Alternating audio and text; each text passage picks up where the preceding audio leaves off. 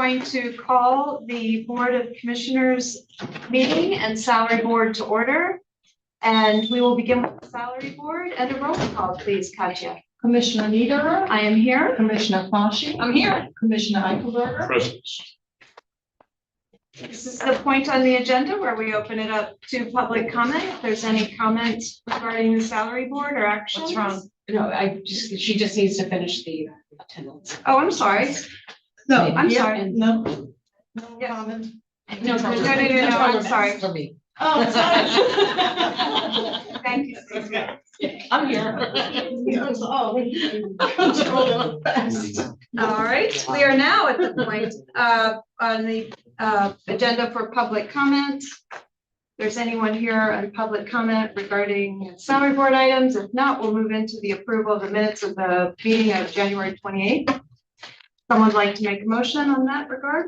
I make a motion to approve the minutes. So a second? I'll second. Moved and seconded. All in favor, say aye. Aye. Aye. Next is the approval of the salary board actions. Yes. I make a motion to approve the salary board actions as provided. A second. It's moved and seconded. All in favor, say aye. Aye. Aye. Is there any other business to come before the salary board at this time? Hearing none, I'll entertain a motion for adjournment. Motion to adjourn. We are adjourned and we will go into the Board of Commissioners meeting and begin with the Pledge of Allegiance. Pledge allegiance to the flag of the United States of America and to the republic for which it stands, one nation, under God, indivisible, with liberty and justice for all.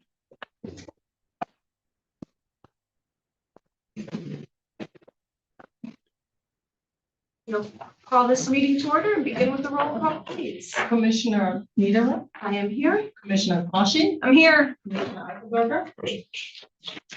Before we get into the consent agenda, there were a couple of items that I wanted to address. Controller Best at our first meeting of the year brought forward a couple of issues to the Board of Commissioners, and I took them very seriously and reviewed those and found out a bit of information and wanted to address those here in public as well. So initially, I think there were three items. The first was that the controller was unaware of the potential relocation of the office. In my research, I found that there were several requests made to discuss this issue with both then CFO Best and the controller Al Whitcomb, both of which were declined. The meeting in which items were presented were concepts, and there were no action was taken by the board at that time. And now, since she has stated to the board that it is her intention to have staff return to the office full-time and in person, that will certainly be included in any calculation of space that's designed. And the initial space that had been proposed would certainly allow for that. Additionally, you'll be provided adequate space for your office, but it is imperative that we remove non-court related functions out of this facility to allow for expansion of the courts, as we have been working on a facility master plan, and that is a component of that. Secondly, you were unaware, apparently, Controller, of your request to procure your own right to know officer. This has been a topic of discussion for over 3 years between the row offices and the clerk, the chief clerk. That's a group that meets quarterly to provide collaboration, and the Board of Commissioners have requested that the chief clerk do that. The former controller did not attend that. And so I did ask specifically to have the chief clerk verbally inform you that this was happening, and that took place, and I had encouraged you to check with others. We had to make this change because of the lack of consideration for the deadlines and the work of our solicitor. So that transition period, there's always a transition period. We accommodated that, but the transition period is now over. And it's my understanding the controller has obtained their own right to know officer. Lastly was this enterprise resource planning document. The agenda for the meeting was posted Friday on January 2nd, and anyone can reach out to the office to obtain information. When the controller appeared on Monday, the 5th, you indicated you would share your concerns with this board by Friday the 9th at the latest. We received that response from you on Monday, the 12th at 8:22 p.m. And the position that you've taken saying that this policy that dates originally from 2003, policy, charter, document, whatever you want to call it, does not need to be updated 20 years later when the size and scope of county operations has significantly expanded is not appropriate to me. So in my opinion, allowing the controller, our head of IMTO, and the chief clerk to be the only three arbiters of this system is not acceptable in 2026. However, this document is not required under county code. It's an instrument of this board and was put into place as a management practice to ensure that all departments using the system were engaged. The ERP system is a tool used by this board to manage and administer the fiscal affairs of the county, which we are directed to do under county code. And the status of this document and the need for it remains under review. Lastly, the seamless transition of a new row officer is not really the responsibility of this board. But I will say for the first time ever, there's an onboarding package which was created by our chief clerk and has put in a significant amount of time developing this, along with very good input from a number of the row officers that engage to make that process easier. Many other of the newly elected officials the row officers spent time in their offices unpaid to assure that that worked toward a smooth transition. And the package that was sent out unfortunately was not sent to the controller until their first day in office, as the former employee had elected to take the last 2 weeks of the year off, which they're on vacation, which they're certainly entitled to do. But it was known that the controller, the now controller, does not check emails on vacation. So the thought, I believe, was to wait till you returned and it would be at the top of your inbox. So I believe that the board was acting in good faith on all of these issues raised, and professionally it's typically handled in a meeting with either our staff or members of the board. But because the request was made public, and quite frankly, I viewed it as somewhat of accusations against the board, my response is also public. So if we're going to continue to have responses and requests in public, I suppose that's one method we can both take, or we can choose to have meetings outside of this. But that was what my research found on behalf of the board. So unless there are any questions, we can go into the consent agenda. I'm sorry, is there any other public comment? Is there anyone online, Katya? No, nobody. Thank you. Okay, so the consent agenda is a list of routine items that do not appear to be controversial in nature and which seem to not require any additional discussion. If discussion is desired on any of the agenda items, that would be agenda items number 4 through 14. Now would be the time to make that request. Okay, hearing none, seeing none, commissioners, I would request approval of the consent agenda. And move to approve the consent agenda. It's moved in second. All in favor say aye. Aye. Aye. Thank you, commissioners. Yes. That takes us to the regular agenda. We'll start with agenda item 15. We have Brent Durham joining us online to discuss and seek approval to advertise for bids, and I'll let him take it over from there. Brent? Yeah, good afternoon, everyone. I'm asking for your approval to advertise to accept bids for refuse removal services. We'll be accepting bids for a 3-year contract. Excuse me. This includes 12 locations. There's 13 trash containers included 6 recycled containers. And our current contract expires at the end of April 2026. Any questions? No, and I don't have any. Move to approve. Second. It's moved and seconded. All in favor, say aye. Aye. Okay. Thank you, Commissioners. Thank you, Brent. Thank That you. takes us then to agenda item 16. I'll ask Angela Smyser to cover this and the additional contracts and grants agenda items. Great, thank you, Stephanie. Great, moving on to agenda item 16, I'll call on Jamie Reiber to discuss the contract for children and youth. Hi, Jamie, just one for you today. Yep, just one, thank you.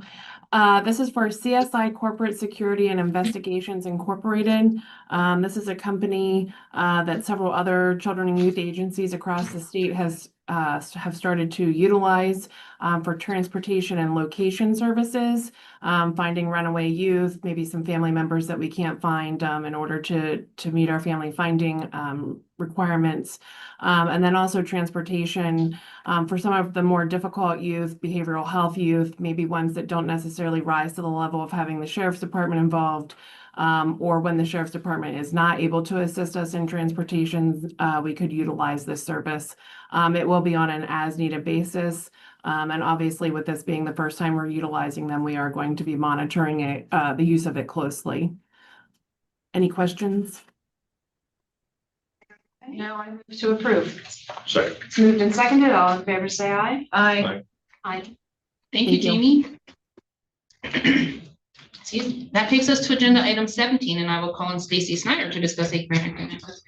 Okay, Commissioners, as you probably recall, we recently had an application, a request to apply for this grant. It is the Municipal Assistance Program, or MAP grant, that provides assistance to counties as they work through things such as a strategic plan, which is what this grant was awarded in order for us to do. It is a 50% match, and the agreement amount, the award amount is $75,000. Do you have any questions? I do not. I do not, and I move to approve.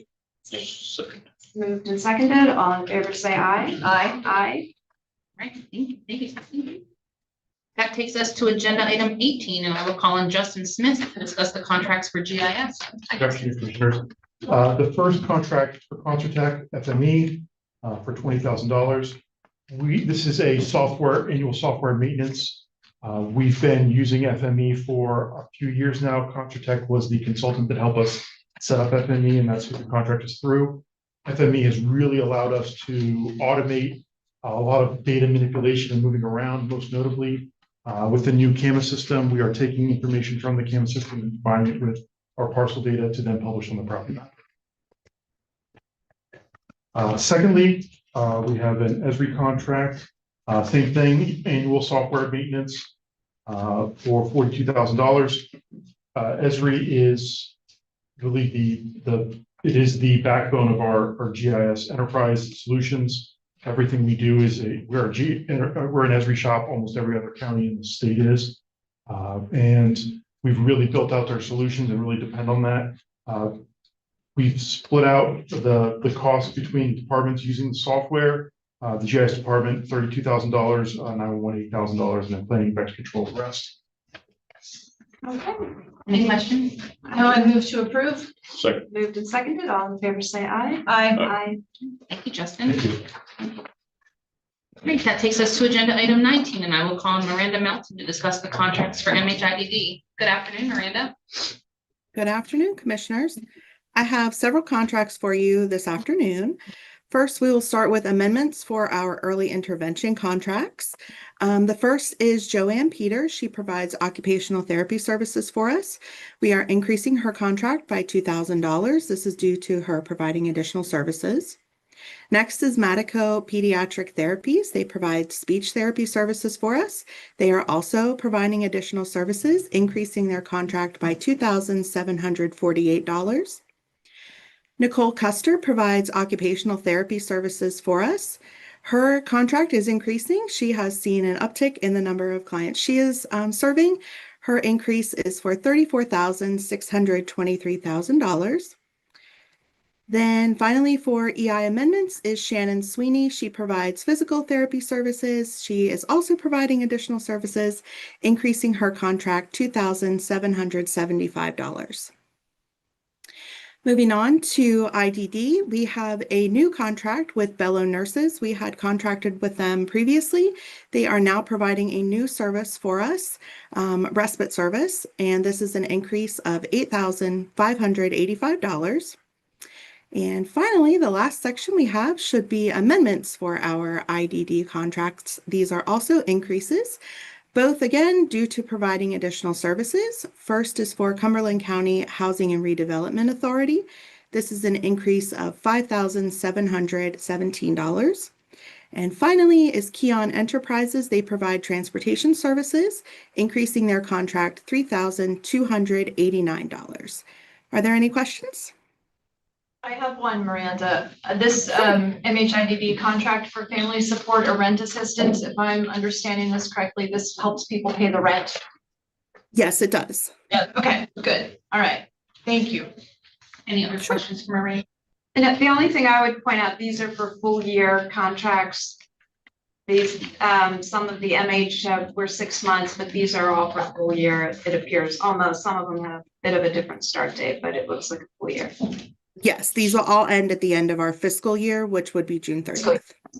Yes, thank you. You're welcome. I'm going to move to approve the contracts and addendums as set forth on agenda item 19. Second. It's moved and seconded. All in favor say aye. Aye. Aye. Thank you, Miranda. Thank you. That takes us to agenda item 20, and I will call on Elizabeth Grant to discuss the contract for liquid fuels finance. Hello, Elizabeth. Hi, good afternoon. So the first item that we have for your consideration is an agreement with HRG in the amount of $80,030. And this is for the inspection and reporting on 27 bridges in the small bridge program that were load posted or found to be in poor condition as determined by inspections in 23 and 24. And municipalities are all aware and have signed on to this program and understand that these ongoing inspections are necessary to ensure their safety. And these bridges are the worst condition bridges in the small bridge inventory and therefore require annual inspections versus the standard 4-year inspection cycle. Any questions for Elizabeth on that contract? I do not. But Elizabeth, you said they're the worst condition bridges in the small bridge inventory. That's correct. And I think Kirk is actually on the line as well if he'd like to chime in, but yes, that is correct. Okay. Are these western end of the county? No, yeah, Elizabeth, I'm sorry, I wasn't supposed to be here, but I made it back in. So it was also a test. Elizabeth does a great job. So thanks, Elizabeth.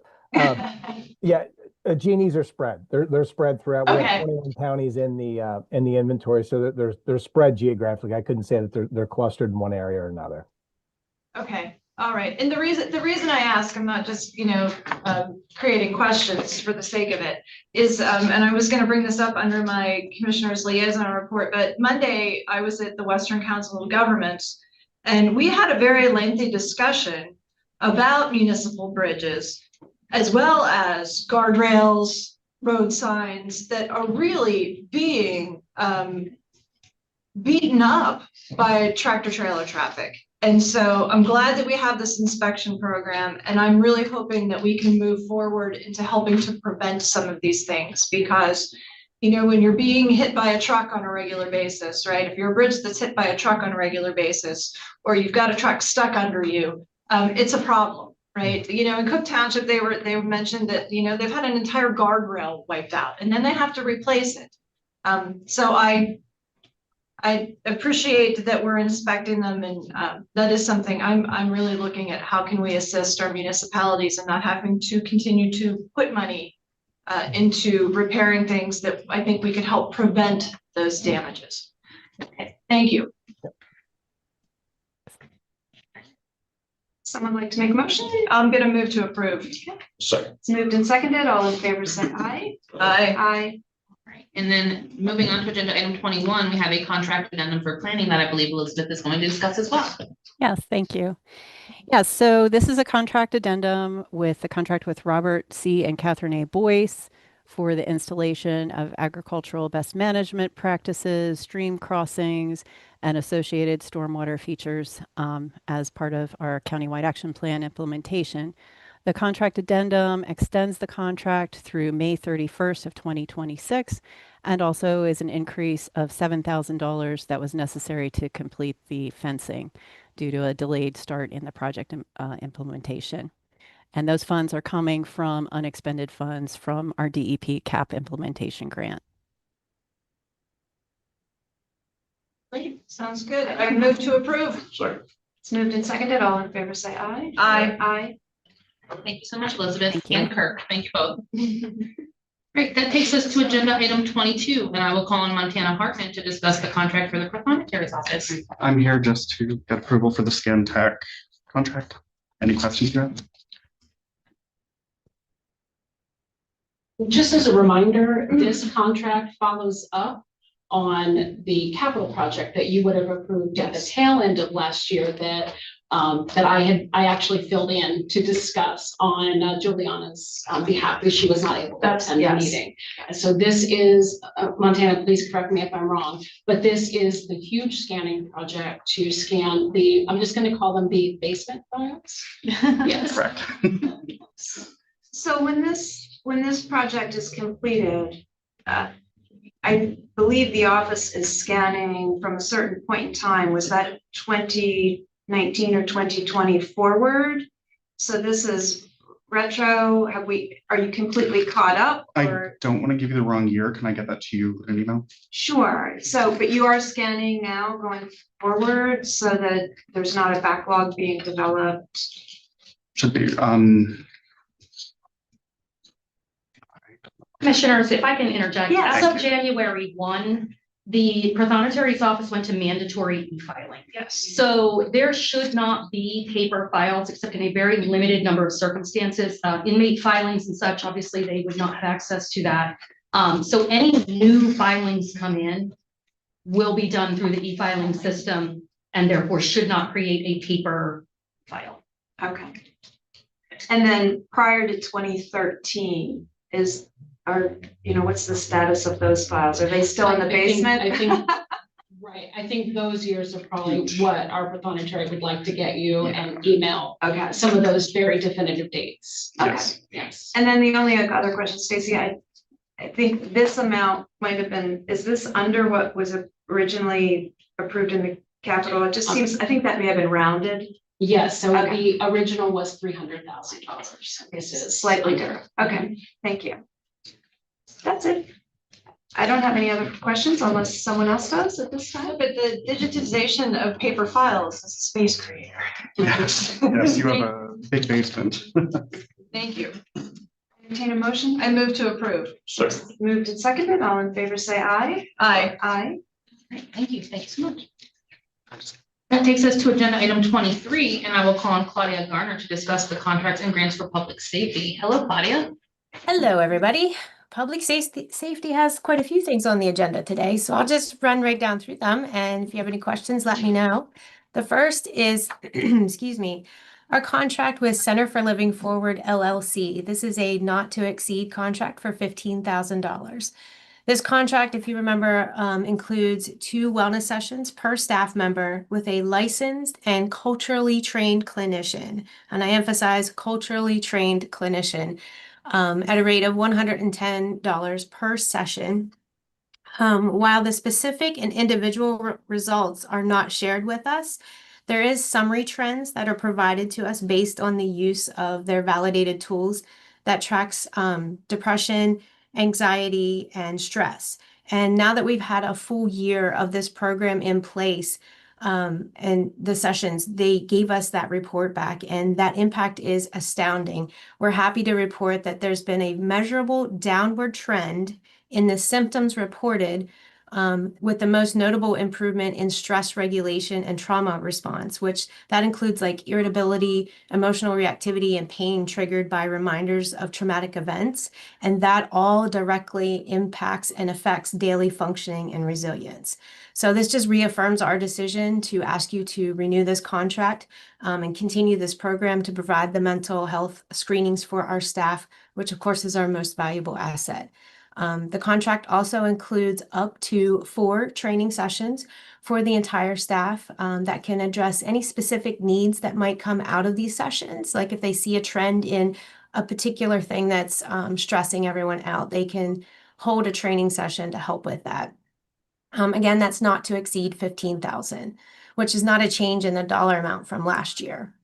Excuse me, I'm sorry.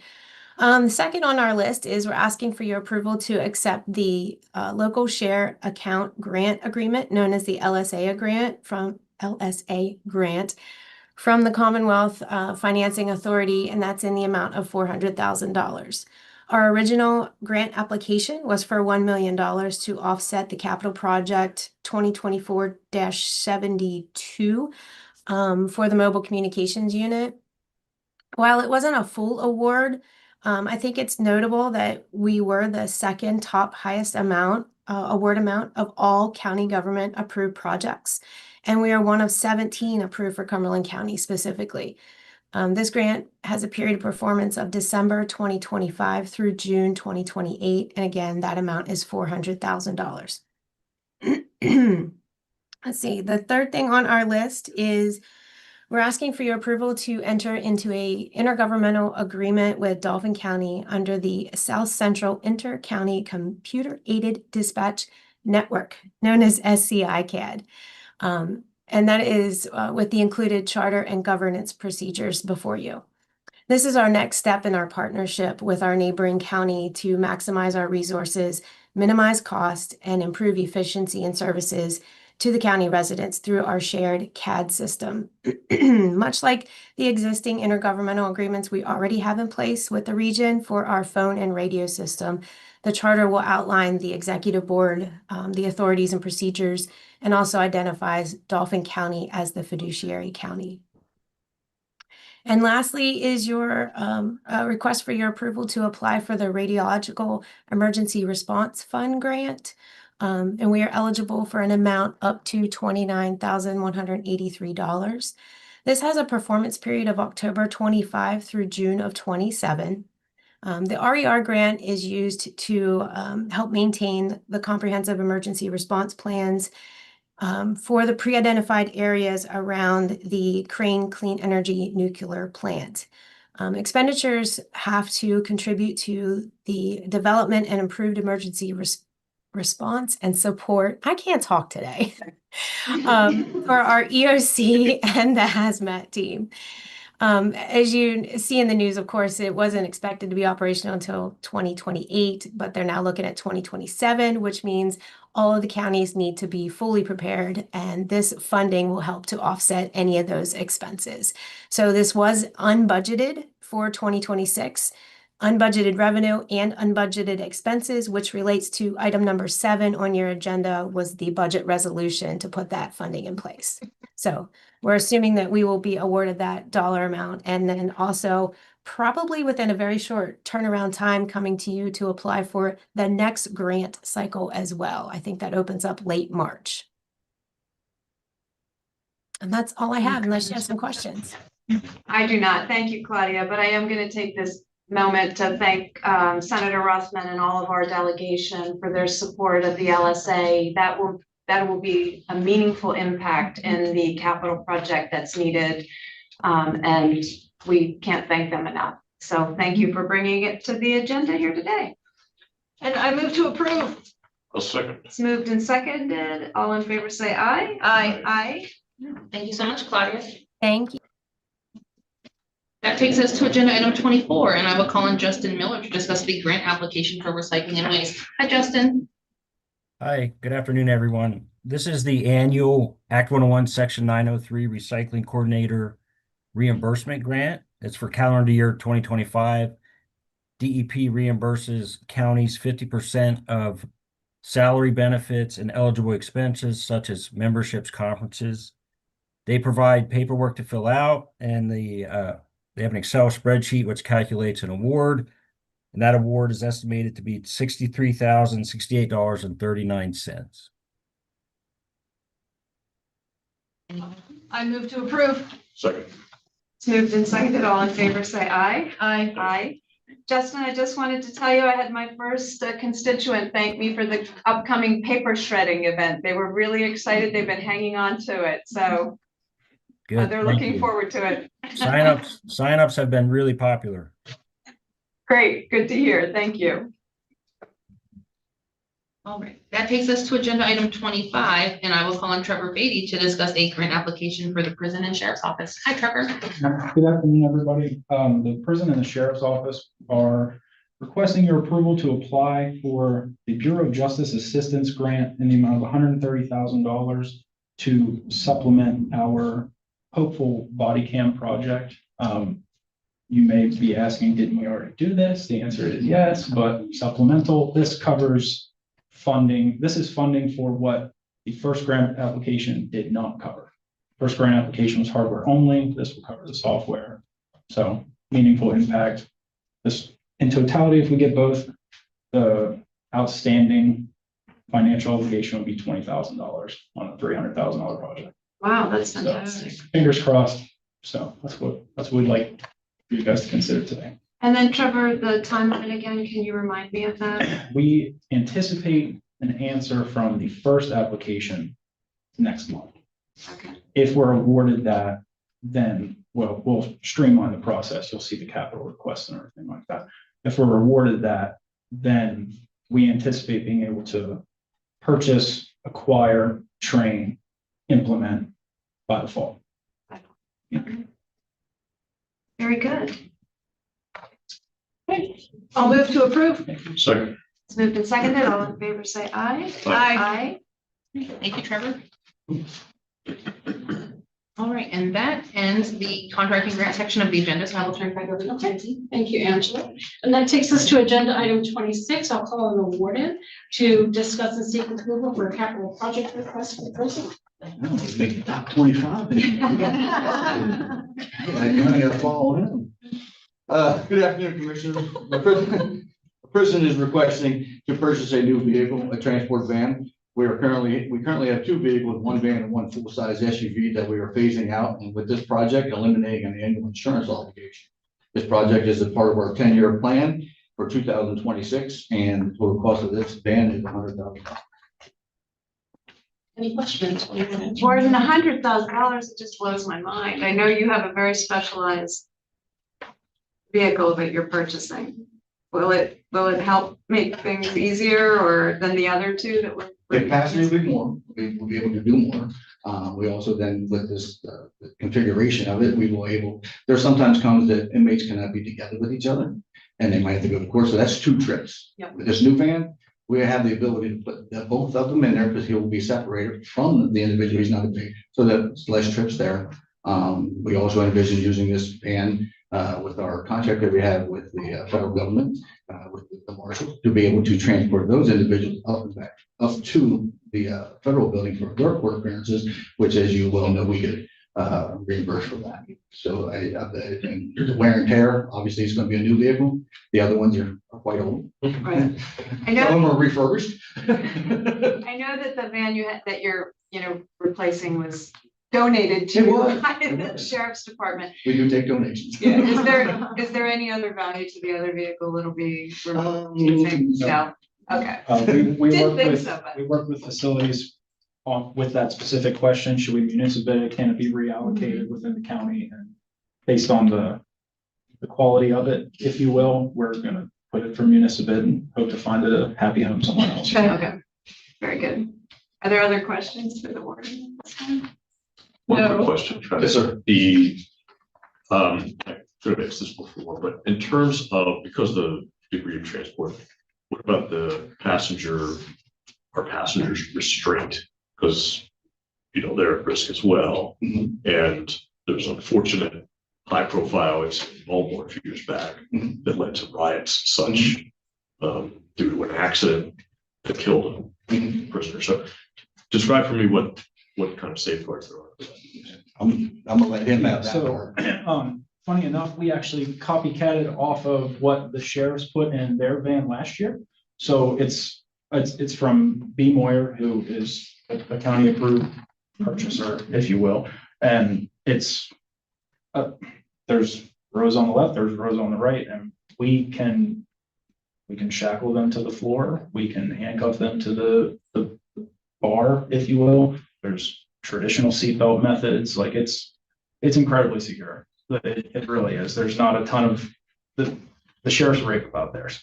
So again, we basically just took what they did and put prison on it and said, we'd like to buy this, please. So we have no concerns of what you're referencing.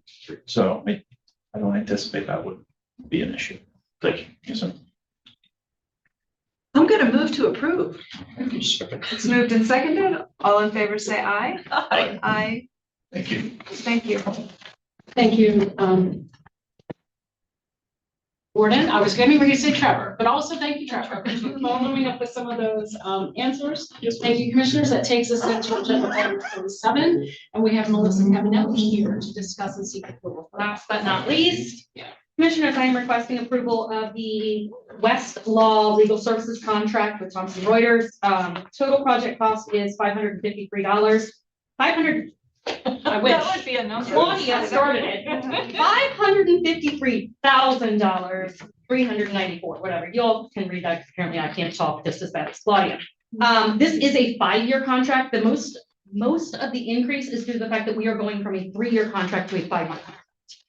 Locks us in at a set percentage increase each year, which does save money over time. There are some new features in it. Continuous upgrades, adds in practical law and co-counsel, which is AI, which was approved by this stuff. Thank you. I'm just gonna say that for you. Think about it.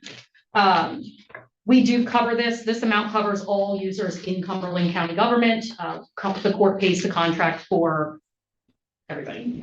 Solicitor's office, PD, DA. There's a couple other random ones and a few other offices as well.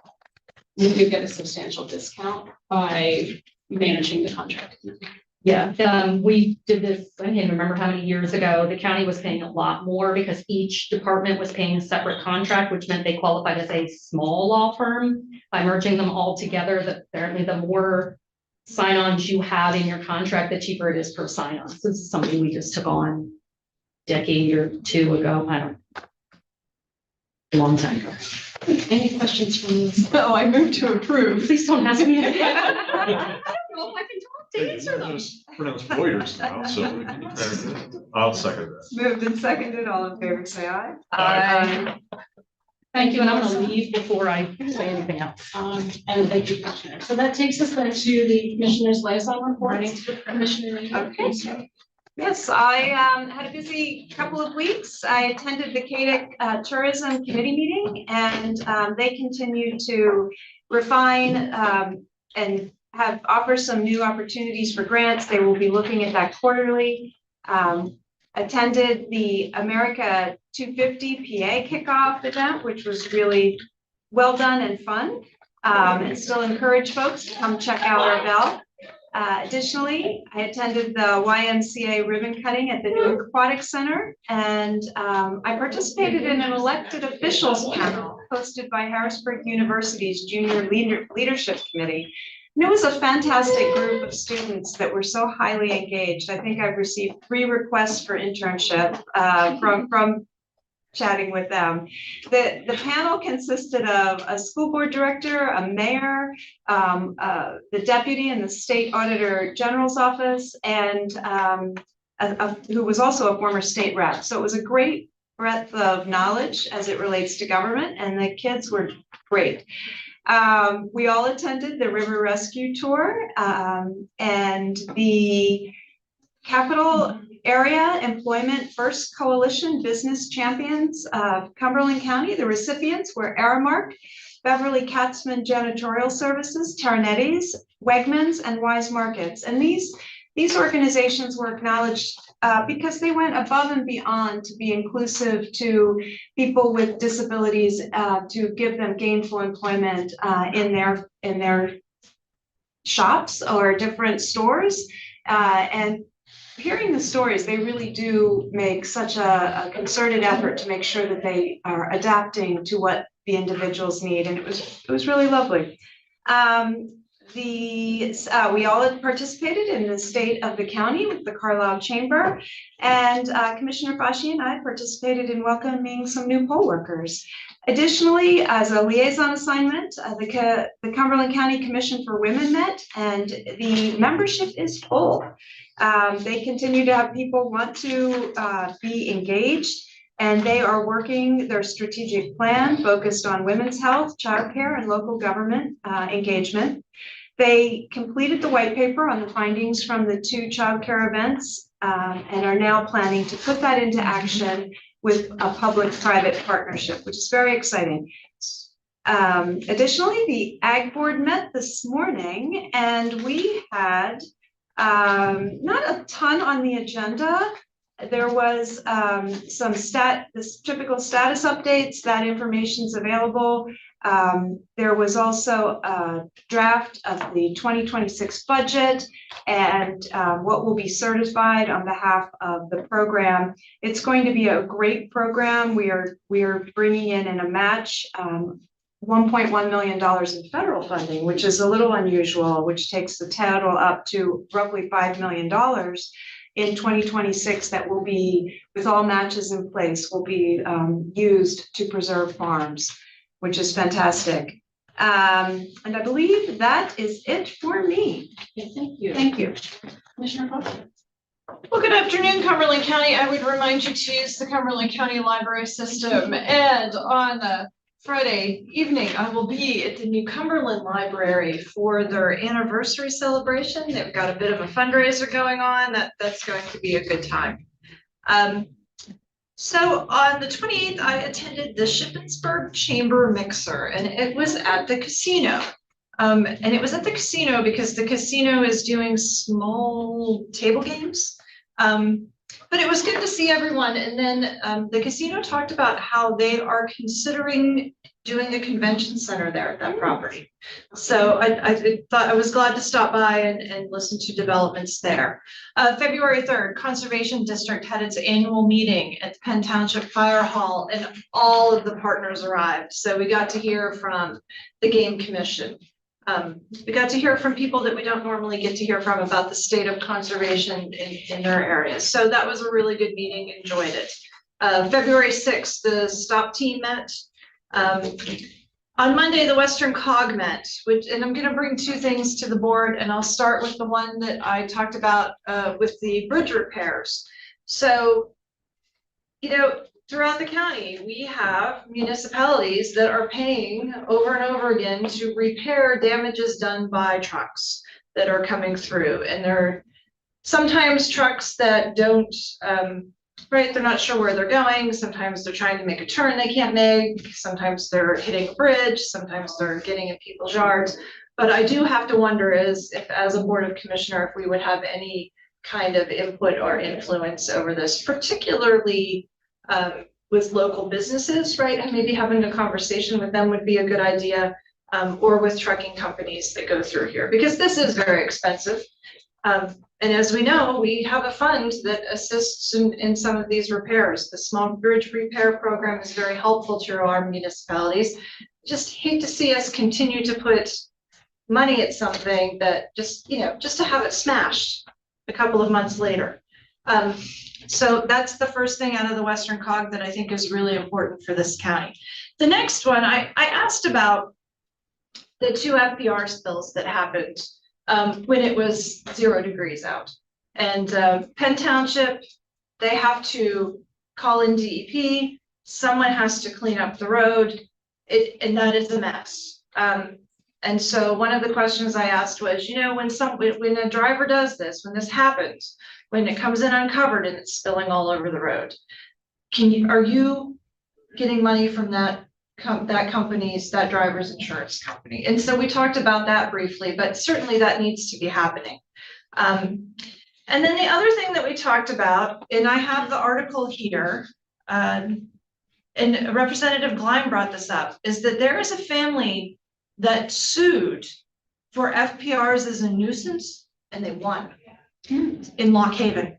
And it was a civil suit filed in 2022 by residents in the Sugar Valley area against Nicholas Meat LLC. And the meat processing plant was found liable for damages sought related to its application of food processing residuals on agricultural fields near their homes. Now, this is on appeal, but I think it will be very interesting to see where this case goes and what it means for this region.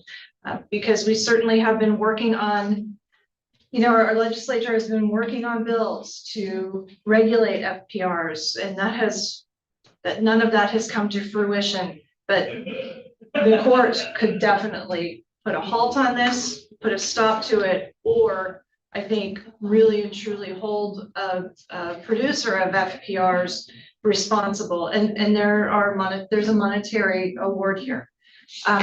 So I think that's interesting and something to think about and keep track of. And Stacy, that's all I have right now. Okay, thank you. Thanks. Commissioner Eichelberger. Okay, the handful of items, some of these were already mentioned, but the rescue tour. We've done that quite a number of years ago, and we're pleased to have the opportunity for all the commissioners to repeat that. And I found it very valuable, even having seen it before. It was a good opportunity for us to have a meaningful discussion with Tim Stoner, who's running the day-to-day operations there. So also State of the County was this week, and we had, of course, the employee awards a week or so ago. With a very nice luncheon afterwards that some of our folks had to scramble to get organized at last minute, and they did a very marvelous job on that. We heard earlier from Justin Miller about the solid waste recycling. We did have a meeting, first meeting of the year for the Solid Waste Advisory Committee. And of course, they went through their reorganization, and we have Dave Linker as chair and Barb Arnold as vice chair. We do have a new vacancy. One of the board members, Cami LaBelle, had to resign from the advisory committee. And I believe Justin's already been in touch with Angela in regard to procedure for finding a replacement. I'll make sure I connect. Oh, okay, all right. Well, I think that's on him, but we'll make sure we close the loop one way or the other on that. Let's see. So at the meeting, also Justin gave us an update on the 2026 recycling events for tires, as well as the paper shredding events he alluded to. The tire recycling dates are May 15 and September 18. All this is on the webpage. They're 9 a.m. to 3 p.m. The first paper shredding event, April 23rd, 10 to 2. Let's see. He also gave us a summary of last year's electronics recycling numbers, total pounds. I don't have those numbers right here, but I know that continues to be enormously successful, and we get good comments regarding the electronics recycling. I took a bunch of stuff there a number of weeks back and had more to give. So let's see, we had, he also noted that there are lunch and learn opportunities through DEP in partnership with professional recyclers in Pennsylvania. And the first one will be battery recycling, which we've had some discussion on. That's going to be the 19th. That's right around the corner. These are free webinars. So trying to boost the awareness and knowledge in regards to options for battery recycling. They also did a recognition from Marcus Snyder, our employee in that department, who's, I believe he's kind of spanning the gap between the bug program and for weights and measures, as well as the recycling. So he was honored that he had recently passed the certification for certified recycling professional. He mentioned as well that he talked about the paper shredding signups, and was a little too modest with that, in my opinion. He said they've actually filled 75% of the slots now. that's pretty impressive, I think, so for especially this early. So lots happening on the recycling front. For mental health, we have the crisis intervention class scheduled for May 18 through 22. We may recall it's steering committees put those in place for training for emergency responders. That's been very welcomed among our first responder community. They've been requested to add a third training session each year with the goal of adding additional responders, EMS, and firefighters who wish to participate. And obviously, continues to be a demand for that, and people are recognizing the value for it to be making a request like that. The next training, no, I don't have that. Sorry. I said they're also focused on a data capture project, so they can figure out the best data for CIT responses. So we'll see where that goes. Also mentioned was the Business Champions Luncheon.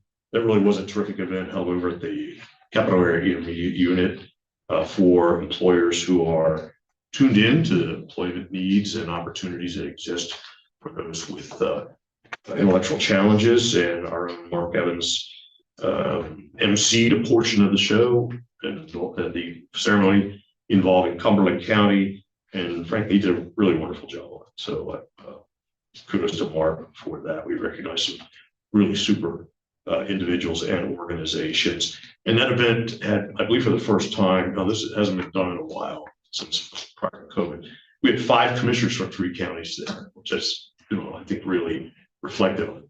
Dauphin County commissioners were not able to be there due to some other commitments they had. Unfortunately, I'm sure they would have been otherwise, but I think that's very heartening to the participants to see that kind of participation. Let's see, we had yesterday, we had the Affordable Housing Trust meeting. There was no quorum, so we were unable to take action. However, Mary has notified me and others that there's a makeup meeting on March 10th at 3:30. We did hear presentations from 2 groups that are applying for affordable housing grants. You'll recall there's a pool of money there that's available, and there's certainly need there. And we want to connect the qualified contractors with that pool of money to get projects underway. So we did hear the presentations from them. We had an informational session, obviously. So we heard the presentations, and everybody's pretty enthusiastic about the prospects there. The hope is to be able to take action on this March 10 and get those projects actually rolling. So something to look forward to there. Lastly, Friday was attending the regular meeting with the local elected officials arm of the Workforce Investment Board. We had a very interesting meeting. We took care of the regular business of contracts and such. Lots of good questions, usually all from Jim Martin in Adams County. We can always count on Jim that he asks pertinent questions. He's been on that board a long time and has been a great individual for orienting newer commissioners and participants.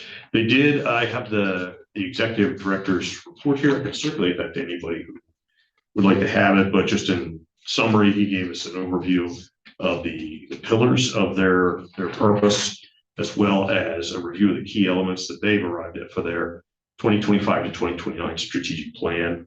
We reviewed a number of success stories in terms of industry partnerships. That included a lot of discussion regarding apprenticeships, as well as pre-apprenticeship opportunities in the high demand industries. Manufacturing industry partnership was discussed with pre-apprenticeships and early exposure to manufacturing careers. There was a quick review of IT technology career exploration that involved Milton Hershey School students this round, and also registered apprenticeship expansion. There was a review, just to truncate this. There was a significant review regarding federal appropriations updates. These workforce monies are federal dollars, so changes that are being made or contemplated at the federal level have enormous impacts not only the programs, but all the planning for programs. And it has at times necessitated a sort of quick pivot mentality among the WIBs. And so we certainly get briefed on that on a regular basis. There are a number of bills that are promising in terms of sustaining existing funding levels. We all know that these days anything's on the table, so a lot of uncertainty around that. But we do happen to have excellent leadership in that organization. And Jesse McCree, who was in here recently, he presented to the commissioners, certainly gave us an overview of what he's hearing and seeing, both through his national association and his participation with the Federal Reserve Board, of which he's a member of the Philadelphia office. So I think I will end that there. Give me a quick overview of that. That's everything I have at this point. Thank you, Commissioner. That takes us then to agenda item 29, which is report of executive sessions. And I would like to report on February 4, 2026 at 1:30 p.m. There was an executive session regarding personnel. And now I'll ask if there is any other business to come before the board today. Just a note that I would like to make for folks that our Office of Aging that is located across from the prison on Claremont Road will be closed February 16th through the 20th. They will be moving to Rittner Highway. It is at 1615 Rittner Highway, right beside our Bureau of Elections or a building. And so they will be opening in their new location on Monday, February 23rd. So if anyone has any need for the Office of Aging, just please be aware of that change. Thank you. That's it. Seeing no other requests to share other business, our meeting is adjourned. Thank you. Thank you.